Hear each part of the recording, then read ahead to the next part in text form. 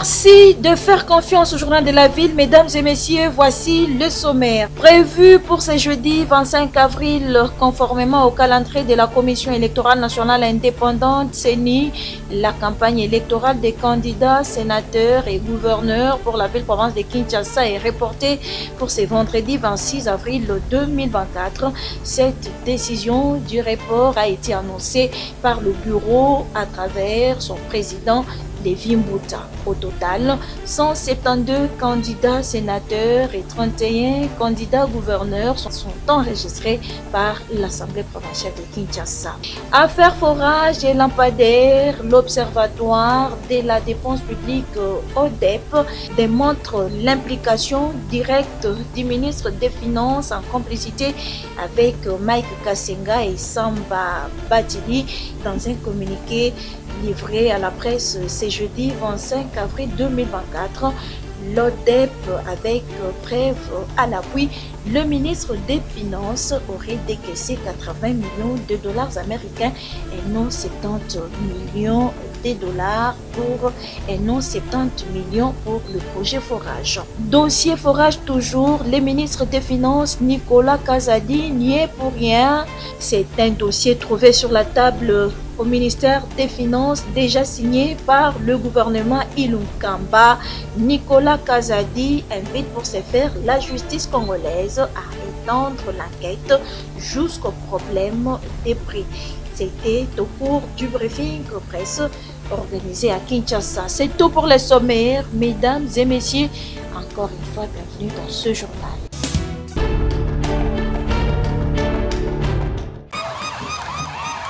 Presque 100 jours après le début de son deuxième mandat, Félix Tshisekedi pose le geste. La portée est grande et la symbolique forte. Une première pierre, lançant du coup les travaux de construction et modernisation de l'hôpital général de référence de Kitambo. En première ligne pour faire sortir de terre un nouveau bâtiment en faveur de cette institution hospitalière, vieille de 70 ans, les bâtisseurs du service national. Un modèle de réinsertion, resocialisation de ces ex-jeunes délinquants, salué par le président Tshisekedi. Se transformer, donc pour continuer mboka ezali côté la bino penza motema tokotonga mboka oyo na bino babakiseur. Derrière l'infrastructure, ce sont des milliers de femmes qui pourront accoucher et d'enfants qui viendront au monde dans un environnement sain. Des médecins, infirmiers et administratifs qui travailleront dans des conditions adéquates. Bref, la matérialisation d'une vision, celle de la maternité gratuite via la couverture de santé universelle. Le lancement des travaux de modernisation de la maternité de Kitambo s'inscrit dans la ligne droite de votre vision de faire du service national un des bras séculiers dans la mise en œuvre de votre politique de couverture santé universelle de manière générale, mais surtout de celle de la gratuité de maternité en particulier. La présence à cette cérémonie de votre suprême autorité est une preuve de plus de votre préoccupation du social des Congolais, surtout des conditions de la femme congolaise en phase d'accouchement. La femme congolaise ne manquera de vous exprimer sa gratitude et vous en restera à jamais reconnaissant. Le service national, maître d'ouvrage de ces travaux, en estime le coût à plus de 7 millions de dollars américains et la durée à 24 mois.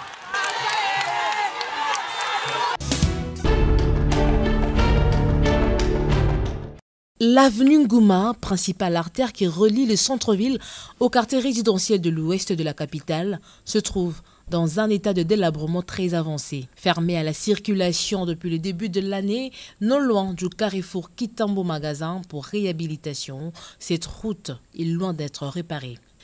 Le calvaire des automobilistes a affecté le premier citoyen du pays qui a décidé de vivre lui-même cette situation et prendre des mesures qui s'imposent.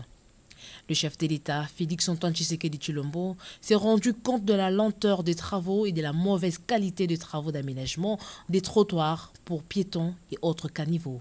Le président de la République a interpellé les entrepreneurs et instruit les équipes de l'OVD à faire diligence pour soulager la peine des populations des quartiers de l'ouest de la capitale.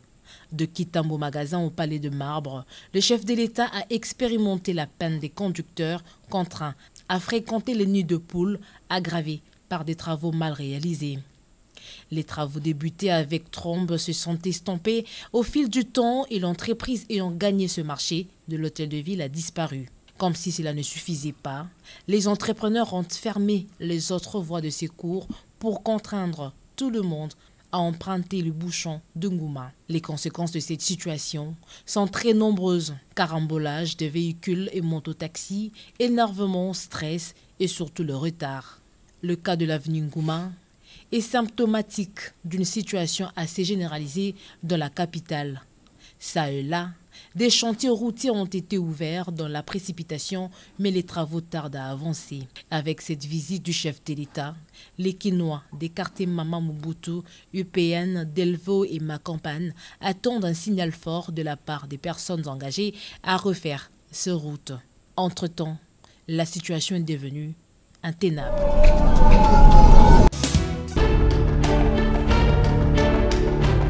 Mesdames et messieurs de la presse, devant la presse, dans le cadre d'un briefing organisé par les ministres de la Communication et Médias, Patrick Mouya Katembwe, ce mercredi 24 avril 2024, le ministre des Finances, Nicolas Kazadi Kadima, a fait la restitution de la participation de la République démocratique du Congo aux assemblées des printemps FMI, Banque mondiale, l'RGG, les retombées de tous ces efforts que le gouvernement entreprend dans la chose publique ainsi que les perspectives. S'agissant du programme avec le FMI du voyage à Washington, ce qu'il faut retenir, c'est que ce voyage avait une connotation particulière parce que c'était à la veille du début de la 6e et dernière revue du programme triennal que nous avons mis en œuvre avec nos partenaires du FMI.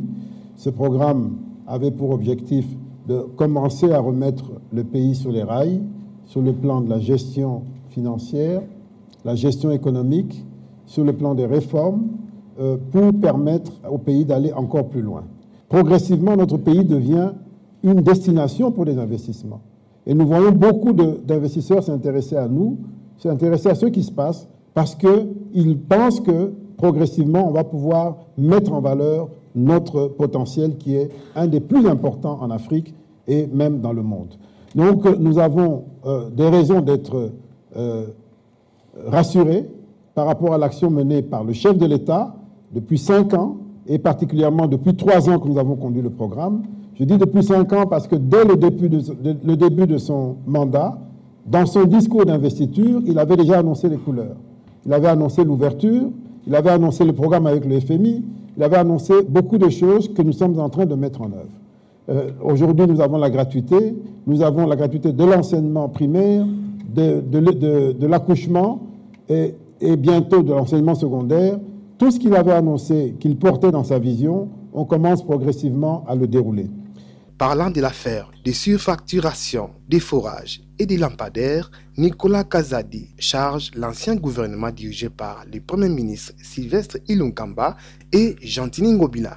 Pour les forages, nous recevons un dossier qui a été signé, boutiqué avant nous, sous le Premier ministre Ilunga Ilunkamba, par un ministre du Développement rural qui n'est pas l'actuel, et puis il a signé, c'est passé au marché public, validé, c'est passé chez le Premier ministre de l'époque, validé, parce qu'il doit signer tous les contrats, et ça arrive juste au moment où nous arrivons aux affaires. Et le ministre actuel nous ramène le dossier en disant il faut faire avancer ce dossier. Vous savez qu'en 2021, nous étions encore dans le contexte de Covid, où la question de l'accès à l'eau était une urgence pour se laver les mains pour des tas de besoins. Il pousse le dossier et il amène le dossier chez moi pour que ce soit payé. Il fait la demande. Ce dossier est passé même en conseil des ministres, etc. Moi, je dis, je veux bien payer. Mais 400 000, parce que je fais vérifier par mes services. J'ai des ingénieurs dans mon équipe qui regardent pour avoir un avis, avoir une opinion, un jugement, avant de payer. Ça, c'est le rôle du ministre des Finances. Et mes services me disent, ça fait environ 400 000 $ par station. Ça paraît élevé comme coût. C'est difficile d'accepter ça. Et je dis à mon collègue, il faut revoir vos prix, et je lui renvoie donc qu'il revoie sa copie. Et il part, Et il revient quelques temps plus tard, il me dit, voilà, le prestataire, pour ne pas remettre en question le contrat qui porte sur un montant donné et de recommencer la procédure, le prestataire a accepté implicitement une baisse des prix qui va se traduire en augmentation du nombre de forages, de stations à faire. 340 stations supplémentaires. Donc on passe de 1000 à 1340. Je donne à mes services me disent oui, ça peut passer. Bon, on n'a pas le temps d'aller dans trop de détails, mais on pense que ça peut aller. Je dis ok, on va aller sur cette base-là. S'il y a eu une quelconque surfacturation sur ces dossiers, j'ai donné ma contribution à ce problème de surfacturation. S'il y a d'autres contributions, qu'on les apporte. Deuxième dossier, celui des lampadaires. On me demande la même chose. Le gouverneur de la ville, Jean-Tini Ngobila, m'écrit pour me demander de payer 2900 lampadaires, etc., etc. Ça faisait à peu près 4900. Je lui dis non, je ne peux pas payer ça. C'est trop cher. Il me dit pourquoi? Je lui dis mais au moment où nous parlons, je suis en train de payer des lampadaires qui coûtent 1500 $, qui livrent dans tout le pays. Alors, comment je vais payer à 4 000? Il me dit, ce n'est pas les mêmes lampadaires. Je dis, je veux bien, mais même si... On n'a pas besoin de Rolls-Royce de lampadaires ici. On a besoin de simples lampadaires. Il me dit, non, mais le marché est déjà passé et tout. Il a déjà passé commande, tout ça en France, donc il faut payer. Je vais payer, mais je vous demande de faire le suivi de ce paiement.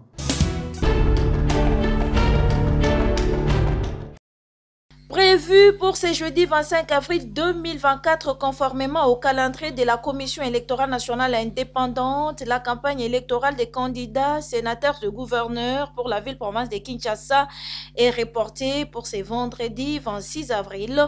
La décision de ce report a été annoncée par le bureau à travers son président Lévi Mbouta lors de la plénière de ce jour.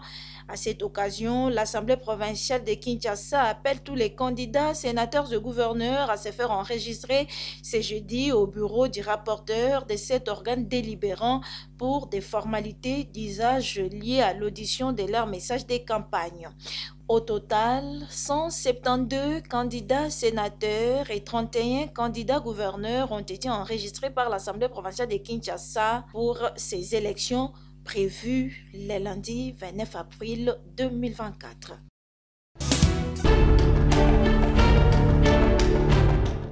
Début de la campagne des élections des gouverneurs et des sénateurs dans plusieurs provinces de la République démocratique du Congo, ce jeudi 25 avril 2024. Pour la ville de Kinshasa, un candidat, pas comme les autres, au poste de gouverneur et de sénateur, Eugène Diomindongala, allié stratégique de Etienne Tshisekedi Wamulumba et ancien ministre de ce pays, promet de restaurer la ville de Kinshasa sur tous les plans. Nous nous sommes portés candidats à l'élection des sénateurs et des gouverneurs d'une manière générale, en particulier au poste de gouverneur de la ville de Kinshasa. Pourquoi avons-nous l'ambition aujourd'hui de nous porter candidats au gouvernorat de la ville de Kinshasa?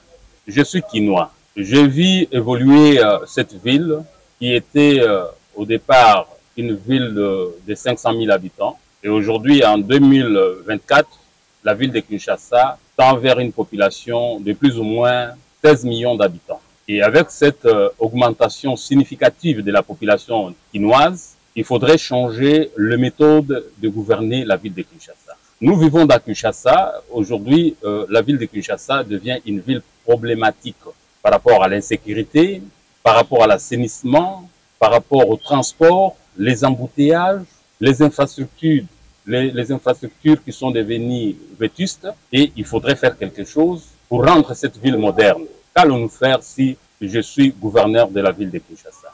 Moi, gouverneur de la ville de Kinshasa, je vais commencer tout d'abord par planter les décors d'instaurer la sécurité dans la ville de Kinshasa. Il est inadmissible dans une ville moderne d'être agressé en plein domicile, d'être assassiné sans qu'il y ait une intervention rapide de la police qui est censée sécuriser la population kinoise d'une manière particulière. Et pour cela, nous avons estimé que le programme que nous allons présenter aux députés provinciaux va consister d'abord à instaurer la sécurité dans la ville. Il y a un problème par rapport au transport, par rapport aux embouteillages, par rapport aux infrastructures. Pour nous, il faudrait tout d'abord mettre un plan d'action pour établir et instaurer la sécurité routière dans la ville de Kinshasa. Les marchés pirates, il faudra régulariser ces marchés doter la ville de marchés qui seront réglementés par la ville, faire en sorte que la ville soit totalement gérée. Nous avons un vice-gouverneur qui s'appelle Maman Kolobissé. Notre ticket, c'est un ticket pragmatique. Nous avons une certaine expérience dans la gouvernance de la chose publique et nous allons la mettre en exergue pour développer, moderniser cette ville.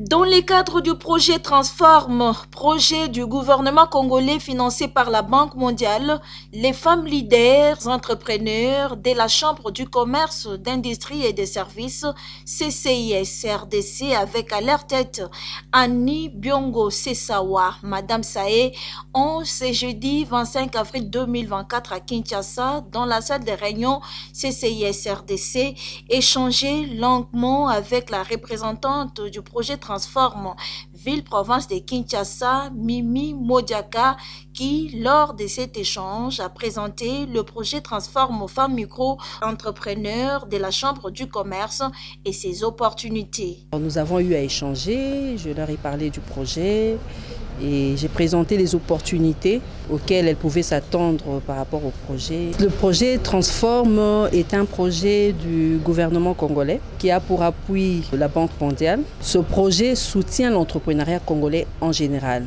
pas uniquement les mamans. Et pour la directrice générale de la Chambre du commerce, d'industrie et des services CCIS-RDC, Annie Biongo Sesawa, nous étions retenus comme structure d'encadrement et que nous avons envoyé le nom de nos mamans au niveau de Transforme qui les avait recensées. Et c'est dans ce sens-là qu'aujourd'hui, en étant dans une étape où l'étape de recensement se clôture, ou d'enregistrement de listes de mamans se clôture, nous devons nous acquérir et avoir plus d'informations. Et deuxièmement aussi, c'était une question pour nous de mieux s'imprégner de différentes branches de Transforme, de projet PADEM, et pourquoi pas avoir les opportunités de nous intégrer. Une occasion pour la directrice générale de la CCIS-RDC de lancer un message d'encouragement aux femmes entrepreneurs de travailler sans relâche pour leur autonomisation. Et tout le monde sait bien que la Chambre de commerce vit parce que nous voulons mettre toutes nos forces en commun, nos savoirs, nos biens, et que nous recherchons à ce que tous ceux qui sont en bas d'échelle, donc les femmes qui sont dans l'informel, écoutez, nous, la Chambre veut vous réunir afin que vous quittiez l'informel vers le formel. Et tout en pensant qu'aujourd'hui, l'économie de notre pays risque de nous échapper si nous laissons l'espace. Donc, mettons-nous ensemble et c'est dans ce sens-là que nous pouvons aller de l'avant. Les femmes entrepreneurs de la Chambre du commerce, d'industrie et des services et leurs directrices debout pour booster le développement de leur pays, République démocratique du Congo, à travers l'entrepreneuriat. Va tout le monde. Face à l'impératif de la ratification du protocole de l'OMS contre le commerce illicite du tabac en République démocratique du Congo, le bureau de liaison avec le Parlement de la CENCO, BELP-CENCO, a organisé ce mercredi 24 avril 2024 à Kinshasa, au centre interdiocésain, une réunion consultative multi-acteurs sur la taxation du tabac en Afrique, et c'est en vue de bien ficeler les arguments pour la poursuite du plaidoyer fiscal anti-tabac en République démocratique du Congo avec la nouvelle législature.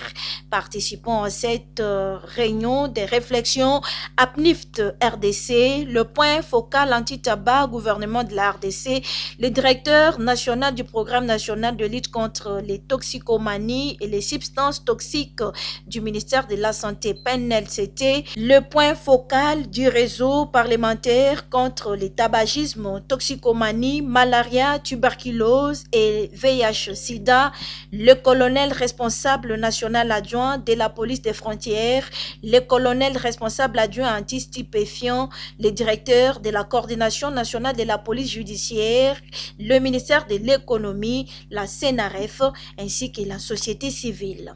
Lutte contre le commerce illicite du tabac en RDC, il y a encore des défis à relever, reconnaissent le directeur du PNLCT. Le premier défi, c'est ratifier d'abord le protocole pour éliminer le commerce illicite. Nous avons 9 frontières. Si nous n'arrivons pas à ratifier, les produits d'autres pays vont commencer à passer chez nous comme passoires. et là, la contrebande va se comporter en bonne santé. Le deuxième défi, c'est le défi lié à l'augmentation des taxes et on rétrocède au niveau du gouvernement ou au niveau du secteur de la santé pour mieux lutter contre.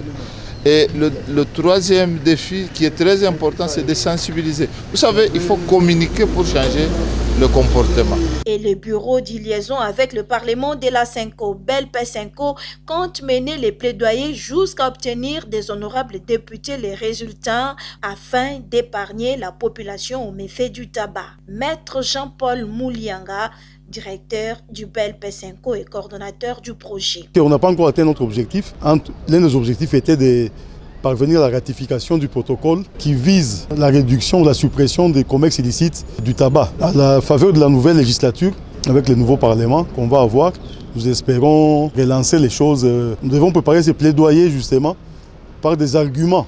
Et ces arguments, ça ne sortira pas d'une seule tête. On dit qu'il y a plus de sagesse dans plusieurs têtes réunies.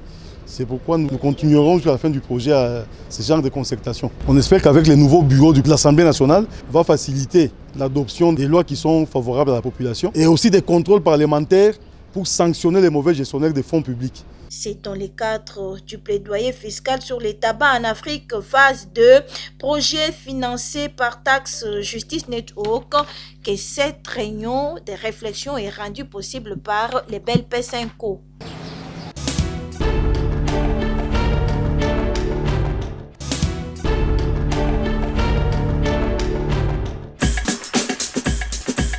Nous sommes arrivés à la fin de ce journal de la ville, mesdames et messieurs. Merci de l'avoir suivi. Le prochain rendez-vous est fixé pour ce vendredi avec le même plaisir.